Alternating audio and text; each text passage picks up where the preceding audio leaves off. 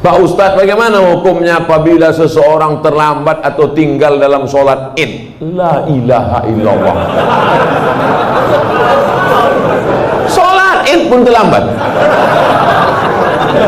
Parah kawannya.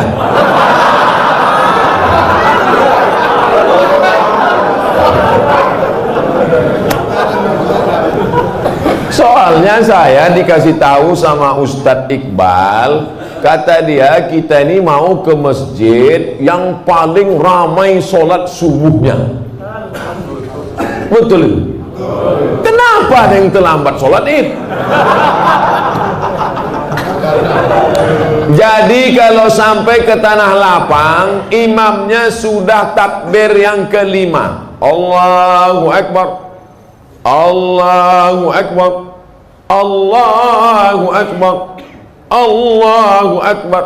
Apakah makmum yang masbuk tadi mesti mengulang takbirnya tadi? Tidak, karena takbir itu hukumnya sunnah.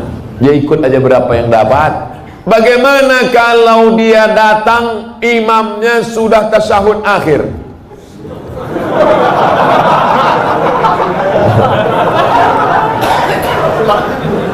Udah hampir terbuka mulut imam. Masuk dia. As itu imam. Masuk dia. Maka dia habis salam itu tegak, dibuatnya takbir 7 dengan 5. Sendiri dia.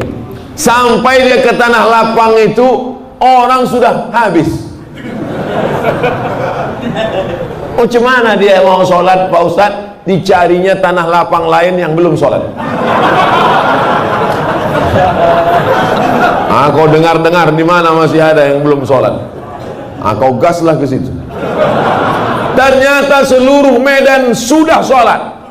Maka dalam kitab Al-Um, kitab Al-Um Indo Fikih, ditulis oleh Imam Muhammad Idris Asy-Syafi'i, meninggal tahun 204 Hijrah. Kata Imam Syafi'i dalam Al-Um, boleh sholat sendirian. Tapi mazhab Hambali tak setuju.